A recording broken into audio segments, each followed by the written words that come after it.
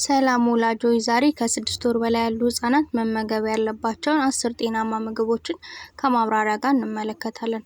ህጻናት 6 ወር ሲደርሱ ከእናት ወተት በተጨማሪ ተጨማሪ ምግቦችን መጀመር ይችላሉ።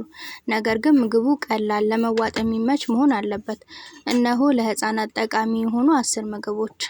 አንደኛና የመጀመሪያው ሙዝ ነው። ሙዝ ለህጻናት በጣም ቀላል የሚፈጭ ፍራፍሬ ነው። እንዲሁም ኃይል ይሰጣል እና ለአካል እድገት ይረዳቸዋል።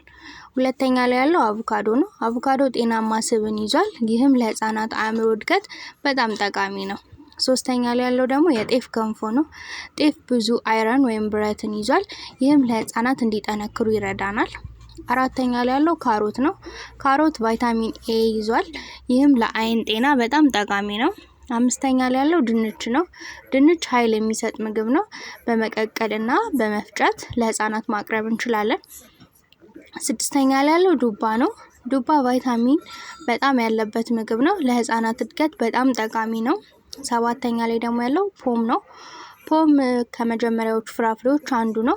በመቀቀልና በመፍጨት ህፃናት ሊመገቡት እንዲችሉ አድርገን ማዘጋጀት እንችላለን። ስምንተኛ እንቁላል ነው። እንቁላል ፕሮቲን በጣም ያለው ምግብ ነው። ይህም ለህፃናት እድገት በጣም ይረዳል። እንቁላል ብዙ ጊዜ ለህፃናት ይከብዳል በማለት ብዙ ሰው አይሰጣቸውም። ግን እንቁላል ከፍተኛ ፕሮቲን ያለበት ምግብ ስለሆነ ለአእምሮ እድገትና ለአካል እድገት በጣም ጠቃሚ ነው። እንቁላልን ስንሰጣቸው በደንብ መቀቀል አለብን። መጀመሪያ በጣም በትንሽ መጠን መጀመር፣ ከዛ አለርጂ ካለባቸው አይተን የአለርጂ ምልክት፣ ቁርጠት፣ ማሳከክ እንደዚህ አይነት ነገሮች ካለባቸው አይተን ማቋረጥ አለብን ማለት ነው። በ9ኛ ደረጃ የተቀመጠው ባቄላ ነው። ባቄላ ፕሮቲን እና ብረትን ይዟል።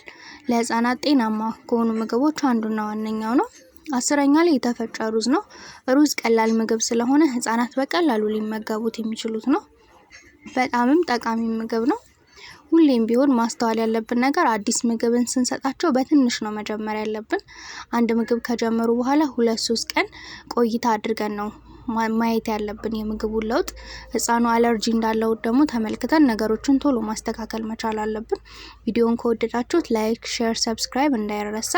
ለሌሎች ወላጆችም ያጋሩ። እናመሰግናለን።